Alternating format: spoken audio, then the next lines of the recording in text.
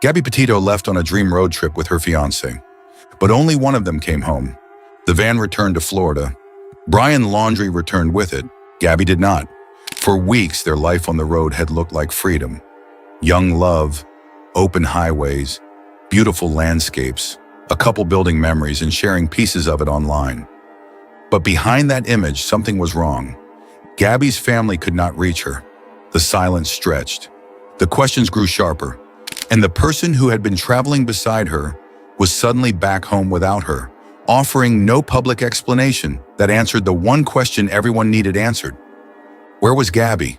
What began as a dream road trip became a missing person case that gripped the country because the van came back. But Gabby Petito never did. In 2021, Gabby Petito and Brian Laundrie were traveling across the United States in a converted van. To people watching online, it looked like a young couple chasing freedom. Open roads, national parks, travel photos, a life many people dream about but never actually live. Gabby was sharing pieces of that life as she documented the trip. She was young, creative, and building a public image around adventure, travel, and possibility. Brian was her fiancé and travel partner. He was the person beside her on the road, the person closest to her during the trip, and later he became the person who returned to Florida without her. That is why this case moved so quickly from private fear to public attention. There was a van, there was a missing young woman, there was a family desperate to reach her, and there was a relationship that looked beautiful from the outside, while warning signs were beginning to appear in real life. This was not only a missing person case, it became a story about trust, control, silence, and the danger hidden behind an image that millions of people thought they understood. And that image would not hold for long. From the outside, Gabby Petito and Brian Laundrie looked like a couple living the kind of life people stopped scrolling to watch. They were young, engaged, traveling through places most people only see in photos. Long highways, national parks, desert roads, mountain views, quiet mornings in beautiful places. The images carried a feeling of freedom, not just travel, but escape, a chance to leave ordinary life behind and build something different. That was part of the pull. Gabby had a creative eye for the life she was trying to capture. The posts did not just show locations. They showed a version of young love that felt open, adventurous, and full of possibility. A small van became more than transportation. It became shelter, a bedroom, a workspace, a symbol of independence. Every stop added to the image. Every landscape made the story feel bigger. Every post made it easier to believe that this was a couple chasing a dream together. But online images are selective. They show moments, not the silence after the camera stops, not the pressure of living in a cramped space, not the arguments that happen between destinations, not the emotional weight of being with one person every hour, every day, far from home. And that detail matters in this case, because later investigators would not be studying the road trip as a travel story. They would be studying movements, calls, messages, sightings, and police footage, and the van itself. The same van that once represented freedom would become one of the most important pieces of the investigation. That is the painful contrast at the center of Gabby's story. A trip that looked open and full of possibility was moving towards something much darker. A couple that looked perfect from far away was not living inside a perfect relationship. And behind the travel photos and open roads, the relationship was already showing signs of strain. As the trip continued, the road stopped looking simple. The distance from home grew wider. The days became longer. And the van that had represented freedom also became a confined space where every disagreement had nowhere to go.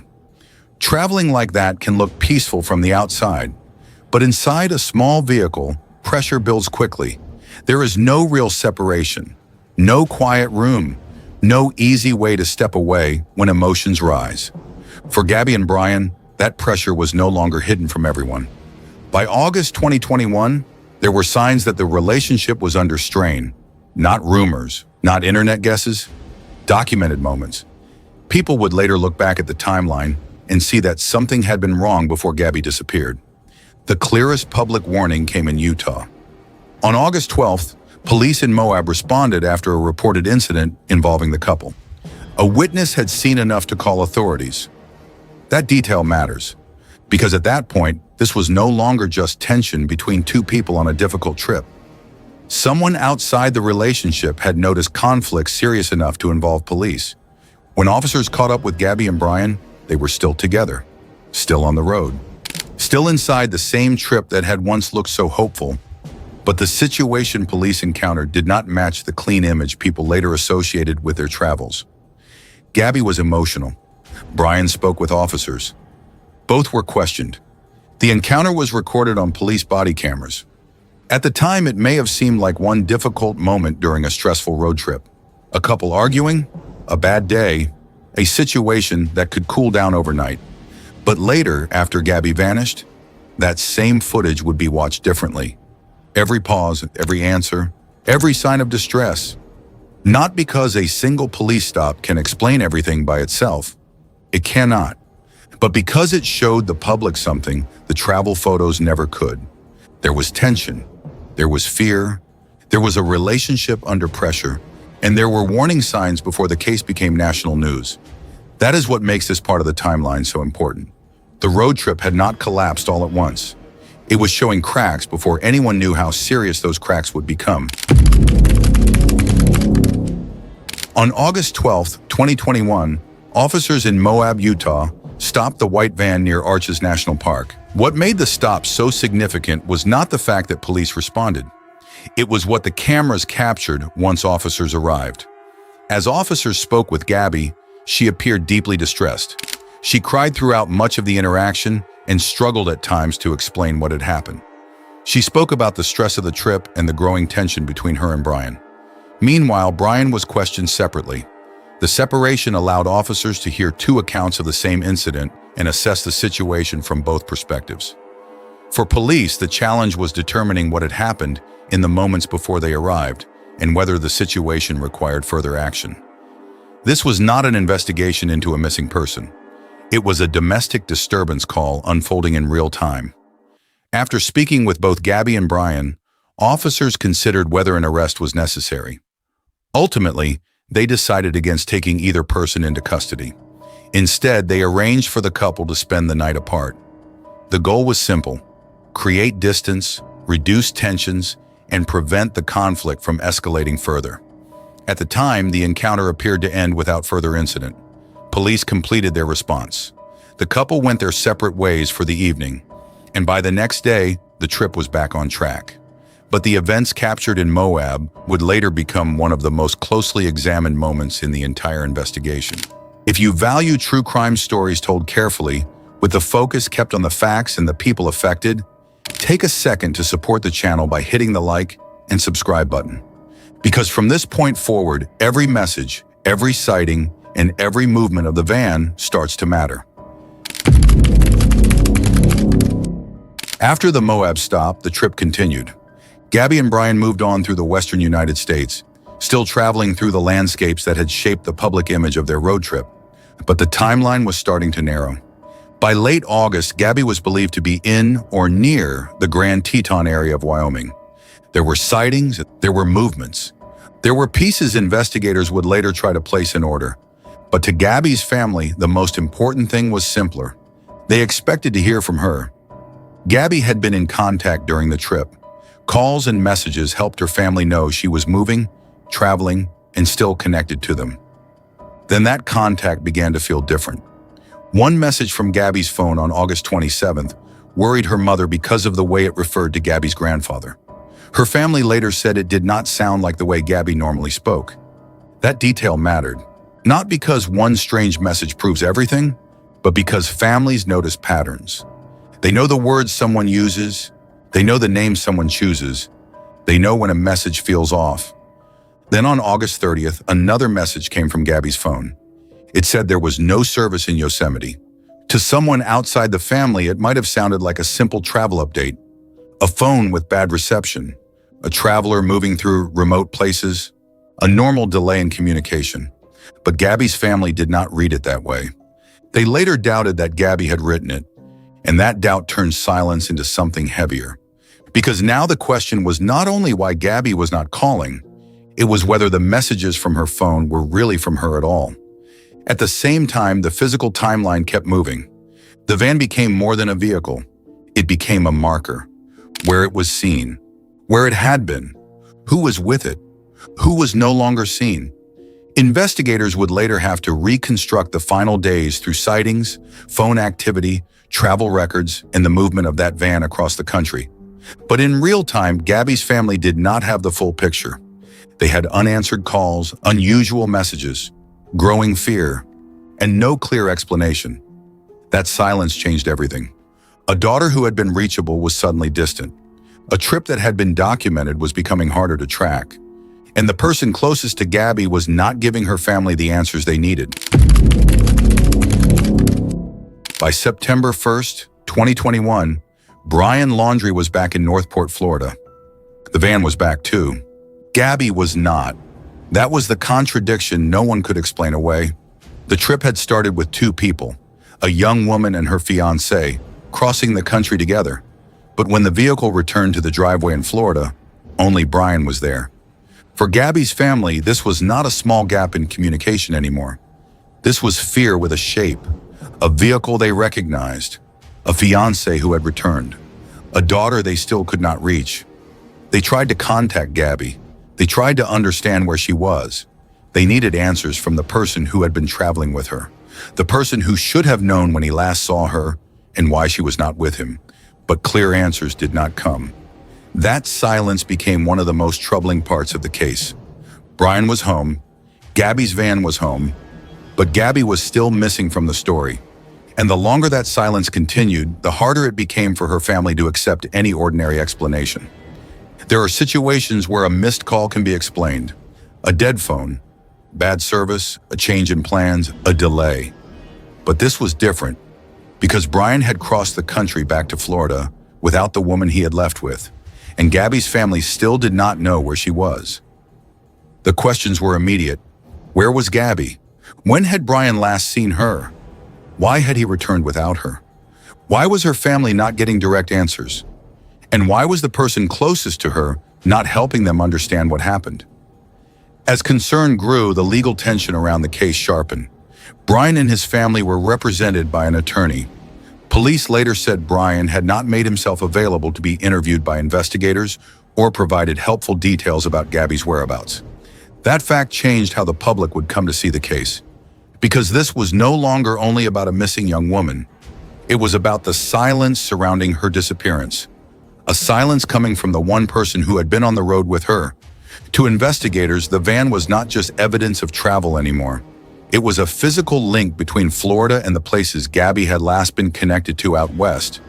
It had crossed the country, it had returned, and Gabby had not returned with it. That detail pushed the case into a different kind of urgency. The dream road trip had turned into something terrifying, not because every answer was known, but because the most obvious questions were being met with distance, legal caution, and silence. For Gabby's family, every hour without answers mattered. Every unanswered call mattered. Every day that passed made the situation harder to explain. The person they loved was missing. The van was back, Brian was back, and the truth was still out of reach. By then, Gabby's family was no longer just worried, they were desperate for answers. On September 11th, 2021, Gabby Petito was reported missing. What had begun as private fear inside one family now became an official missing person investigation. Gabby's family needed the public to know her name. They needed people to look at her face. They needed anyone who had seen her, spoken to her, passed the van, or crossed paths with the couple to come forward. The search did not stay quiet for long. News stations picked up the story. Social media spread it faster.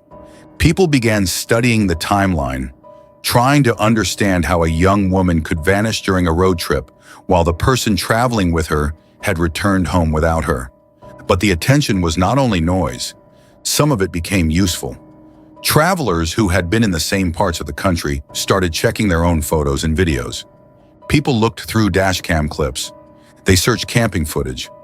They reviewed posts from national parks and remote roads. The question became simple. Had anyone seen the van? That van was now one of the clearest physical links investigators had. It connected Florida to the western states. It connected Brian's return home to the places where Gabby had last been believed to be, and it gave searchers something specific to look for. Then one piece of footage drew serious attention. A family of travel vloggers, known online as Red, White, and Bethune, reviewed video they had recorded while driving through the Spread Creek dispersed camping area in Wyoming. In the footage, a white van appeared parked near the road. The video was recorded on August 27th. That detail mattered because it placed what appeared to be Gabby's van in an area tied to the final part of the timeline. The footage did not answer every question. It did not show the full truth, but it helped point attention toward a specific location. And in a missing person case, location can change everything. The search began narrowing around areas connected to Gabby and Brian's route near Grand Teton National Park and the surrounding forest land. Investigators had to work through rough terrain, large open spaces, remote camping areas, places where a person could be difficult to find, even with people searching. But the public pressure was growing. Every update was being watched. Every new clue was being discussed. Every delay made the fear heavier. Gabby's family continued asking for help, hoping that someone knew something that could bring her home. At the same time, investigators were trying to separate useful information from rumor, speculation, and false leads. That mattered too. Public attention can push a case forward, but it can also flood investigators with noise. In Gabby's case, one of the most important parts of that attention was that real travelers began checking real footage from real places along the route. The search was no longer only a police effort. It had become national. People who had never met Gabby were now watching the same roads, the same parks, and the same van, hoping one detail would lead to her. The case had moved from one family's unanswered calls to a countrywide search for a missing young woman. Then searchers found what everyone had been hoping they would not find. On September 19, 2021, search teams made the discovery everyone had feared. People had been hoping the search would end with Gabby found alive. Authorities located human remains in the Bridger-Teton National Forest, not far from the area where investigators had been focusing their search. At first, officials said the remains were consistent with the description of Gabby Petito. That wording mattered. It was not yet a final confirmation. But for Gabby's family, investigators, and the millions of people following the case, hope suddenly became much harder to hold on to. Hope did not disappear all at once. It broke slowly, because the search had been driven by the possibility that Gabby was still somewhere out there, lost, stranded, unable to contact her family, waiting to be found.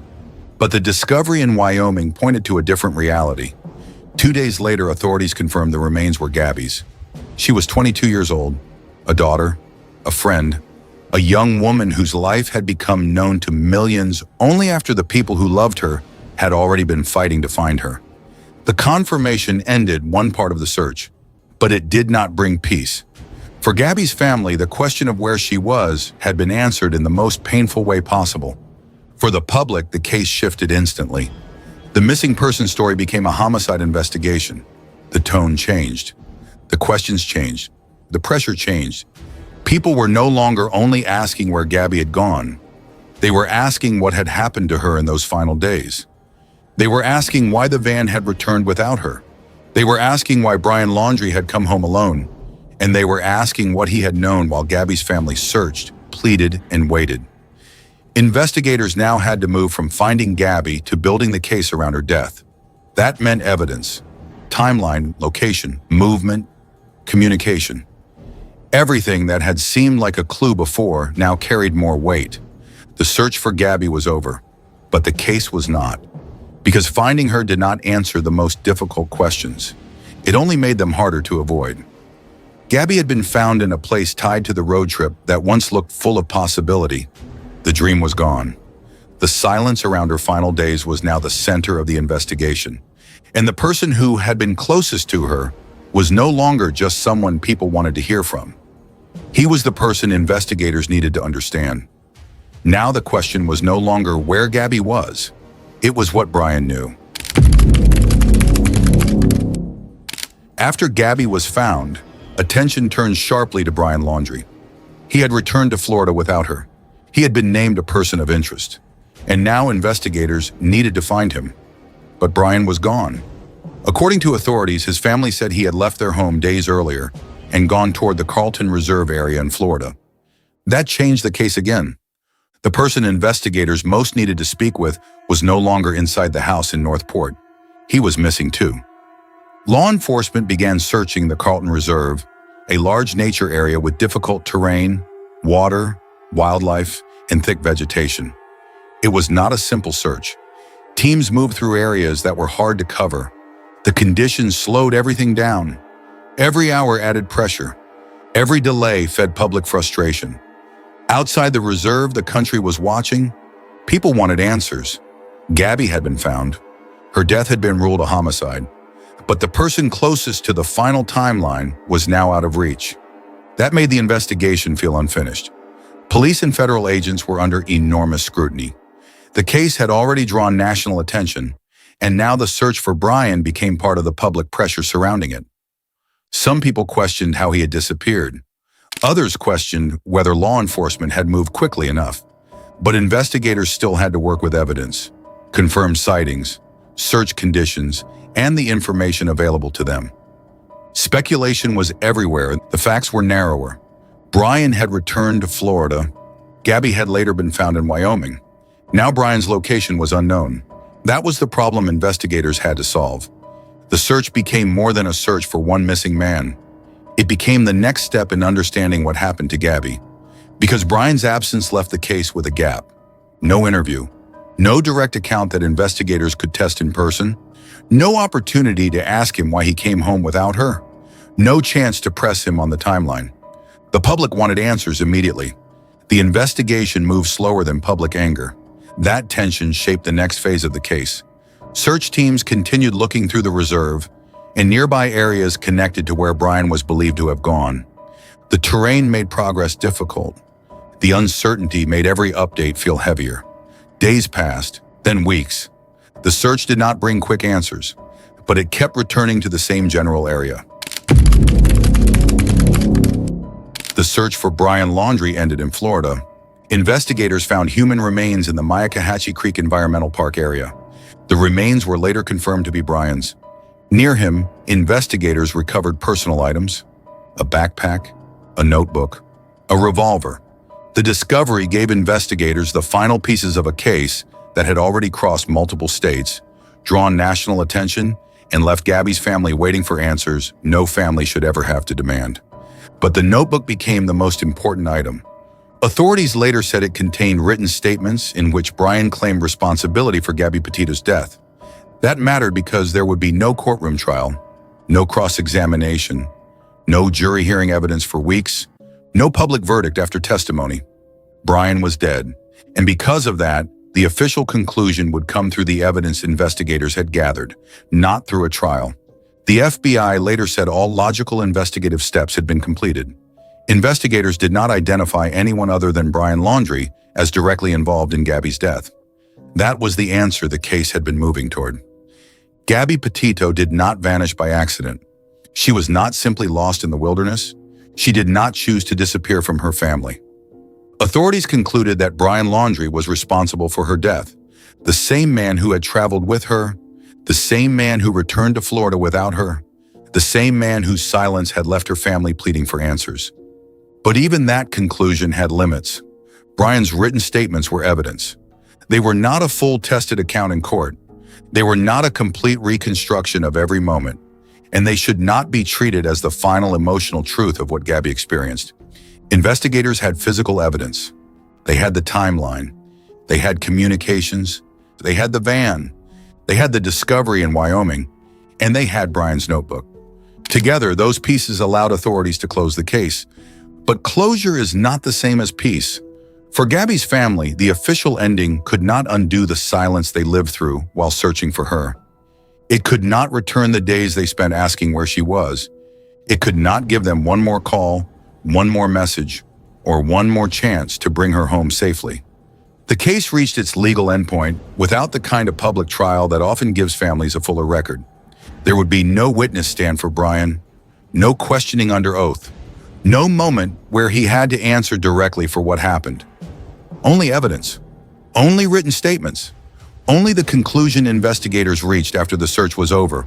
And that is part of why the Gabby Petito case still feels unfinished to so many people. The biggest question had been answered. Investigators concluded Brian Laundrie killed Gabby Petito, but the smaller questions remained painful. What exactly happened in those final hours? What could have been done sooner? What warning signs were missed? And how did a trip that looked so full of possibility end with Gabby never coming home? The case could be closed on paper, but even with the case closed, the questions around Gabby's final days did not disappear. Perhaps that is why the Gabby Petito case continues to resonate with so many people. Not because the investigation failed to reach a conclusion. It did, but because it revealed how different appearances can be from reality. From the outside, Gabby and Brian's journey looked like freedom. Open roads, beautiful landscapes, a young couple documenting what seemed like the adventure of a lifetime. Yet behind those images, the relationship was facing struggles that the public could not see. As the investigation unfolded, body cam footage, text messages, travel videos, and recordings from other travelers helped piece together the timeline of Gabby's final days.